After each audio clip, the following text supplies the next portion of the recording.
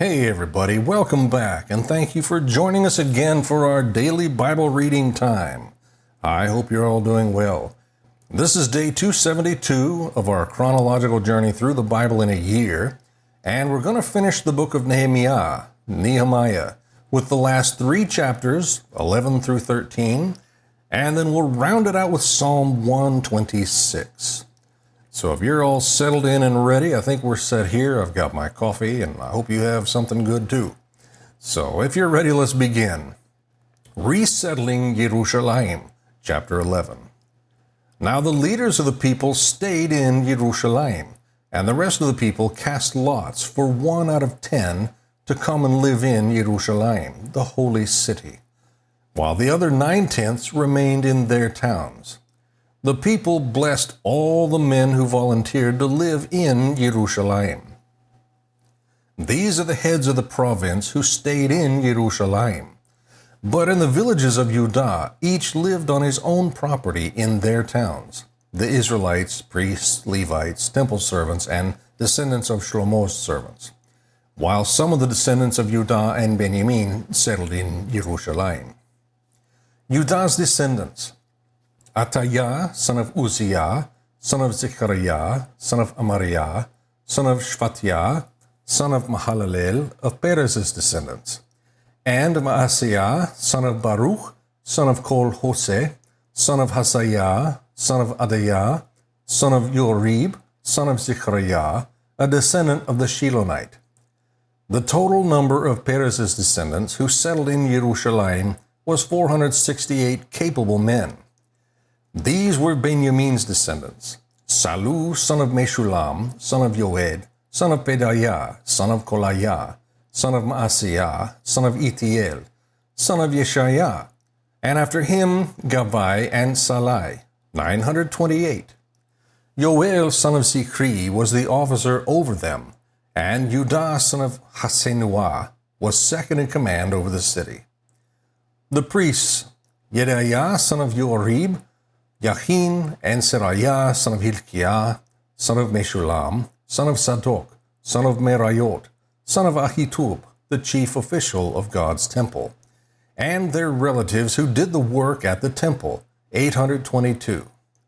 Adaiah, son of Yeroham, son of Pelaliah, son of Amzi, son of Zechariah, son of Pashhur, son of Malchijah, and his relatives, the heads of families, 242.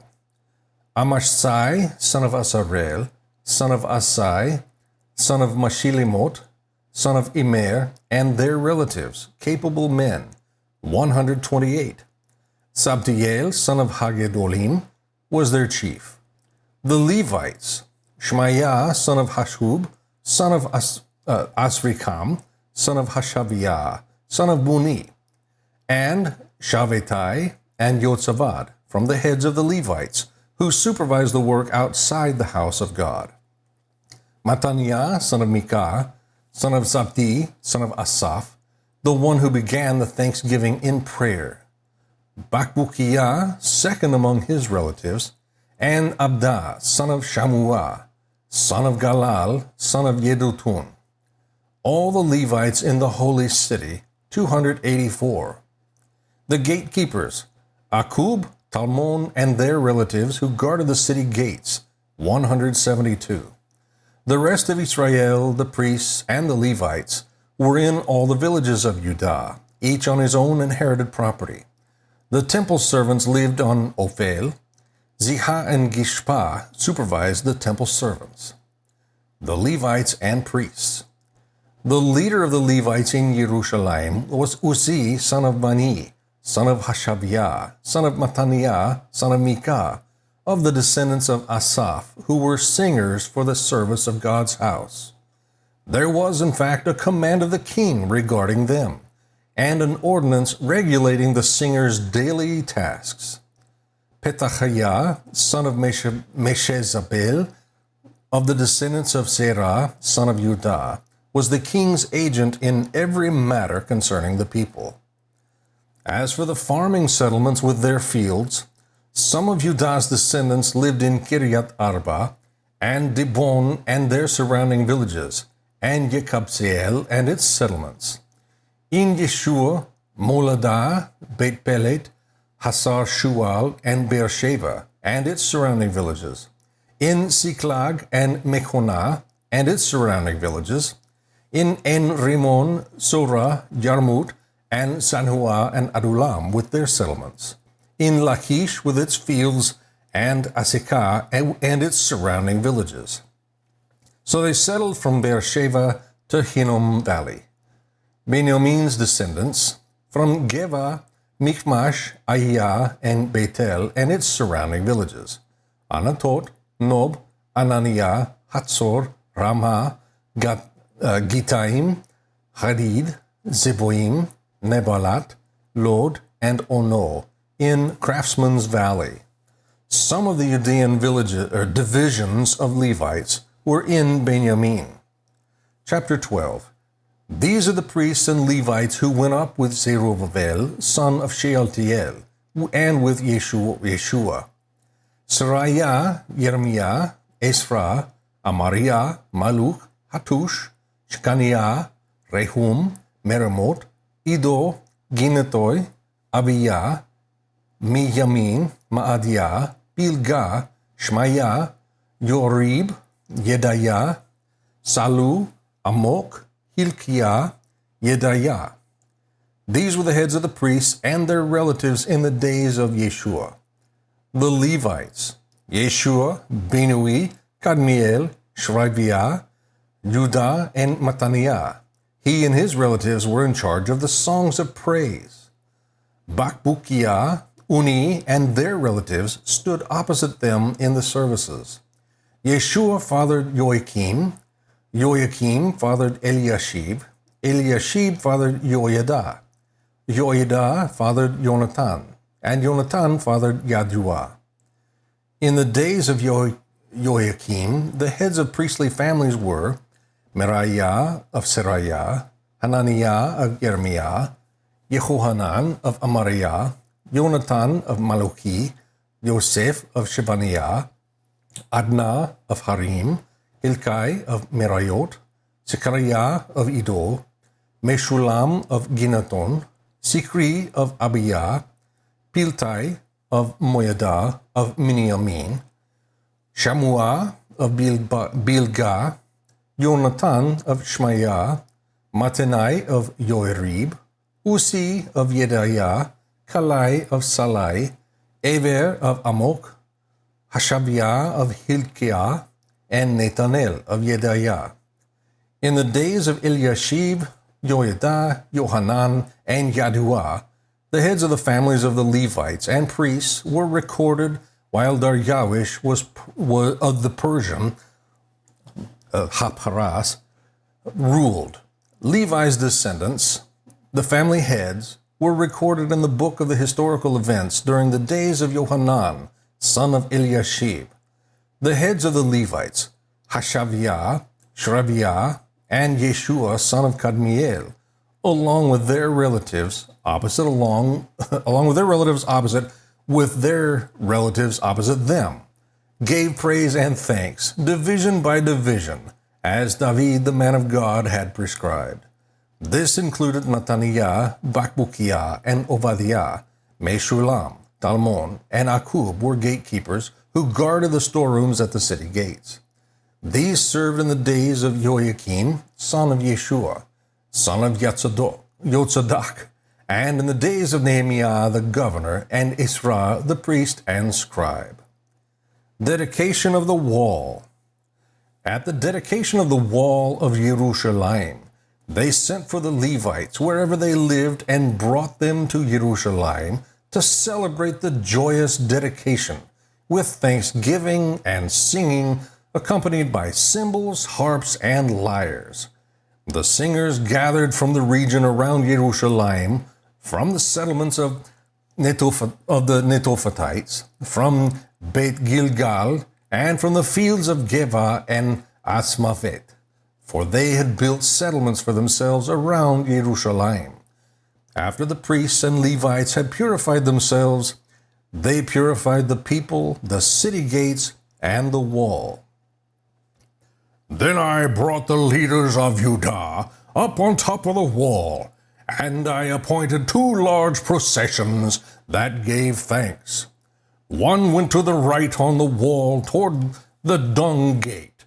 Hoshea and half the leaders of Judah followed, along with Asariah, Ezra, Meshulam, Judah, Benjamin, Shmaiah, Jeremiah, and some of the priests' sons with trumpets, and Zechariah, son of Jonathan, son of Shemaiah, son of Mattaniah, son of Micaiah, son of Zakur, son of Asaph, followed as well as his relatives, Shemaiah, Asarel, Milalai, Gilalai, Mai, Netanel, Judah, and Hanani, with the musical instruments of David, the man of God. Ezra the scribe went in front of them. At the fountain gate they climbed the steps of the city of David on the ascent of the wall, and went above the house of David to the water gate on the east. The second Thanksgiving procession went to the left, and I followed it with half the people along the top of the wall, past the tower of the ovens to the broad wall, above the Ephraim gate, and by the old gate, the fish gate, the tower of Hananel, and the tower of the 100, to the sheep gate. They stopped at the gate of the guard. The 2 Thanksgiving processions stood in the house of God. So did I, and half of the officials accompanying me, as well as the priests, Eliakim, Maaseiah, Miniamin, Micaiah, Elionai, Zechariah, and Hananiah, with trumpets, and Maaseiah, Shemaiah, Eleazar, Uzi, Yehohanan, Malchiah, Elam, and Ezer. Then the singers sang with Yesrahiah as the leader. On that day they offered great sacrifices and rejoiced because God had given them great joy.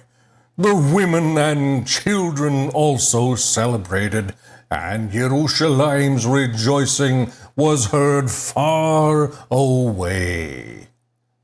Support of the Levites' ministry. On that same day, men were placed in charge of the rooms that housed the supplies, contributions, first fruits, and tents. The legally required portions for the priests and Levites were gathered from the village fields, because Judah was grateful to the priests and Levites who were serving. They performed the service of their God and the service of purification along with the singers and gatekeepers, as David and his son Shlomo had prescribed. For long ago, in the days of David and Asaph, there were heads of the singers and songs of praise and thanksgiving to God. So in the days of Zerubbabel and Nehemiah, all Israel contributed the daily portions for the singers and gatekeepers. They also set aside daily portions for the Levites, and the Levites set aside daily portions for Aaron's descendants. Nehemiah's further reforms, chapter 13. At that time, the book of Moses was read publicly to the people. The command was found written in it that no Ammonite or Moabite should ever enter the assembly of God, because they did not meet the Israelites with food and water. Instead, they hired Balaam against them to curse them. But our God turned the curse into a blessing. When they heard the law, they separated all those of mixed descent from Israel. Now before this, the priest Eliashib had been put in charge of the storerooms of the house of our God. He was a relative of Tobiah, and had prepared a large room for him where they had previously stored the grain offerings, the frankincense, the articles, and the tenths of grain, new wine, and fresh oil, prescribed for the Levites, singers, and gatekeepers, along with the contributions for the priests. While all this was happening, I was not in Jerusalem, because I had returned to King Artaxerxes of Babel in the 32nd year of his reign. It was only later that I asked the king for a leave of absence so I could return to Jerusalem. Then I discovered the evil that Eliashib had done on behalf of Tobiah by providing him a room in the courts of God's house. I was greatly displeased and threw all of Tobiah's household possessions out of the room. I ordered that the rooms be purified, and I had the articles of the house of God restored there, along with the grain offerings and frankincense. I also found out that because the portions for the Levites had not been given, each of the Levites and the singers performing the service had gone back to his own field. Therefore, I rebuked the officials, asking, "Why has the house of God been neglected?" I gathered the Levites and singers together and stationed them at their posts. Then all Judah brought 1/10 of the grain, new wine, and fresh oil into the storehouses. I appointed as treasurers over the storehouses the priest Shlemiah, the scribe Zadok, and Pedaiah of the Levites, with Hanan son of Zakur, son of Mattaniah, to assist them because they were considered trustworthy. They were responsible for the distribution to their colleagues.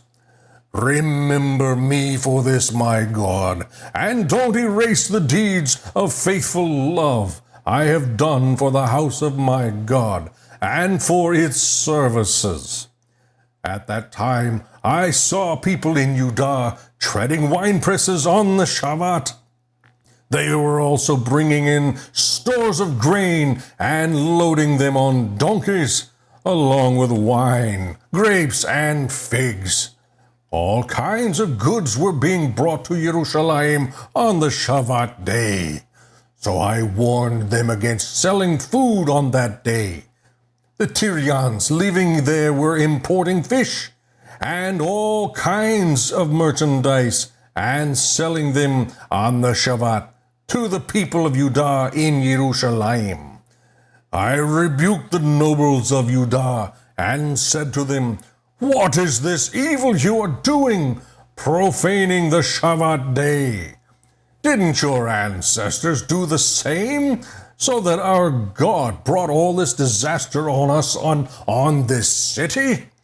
And now you are rekindling his anger against Israel by profaning the Shabbat."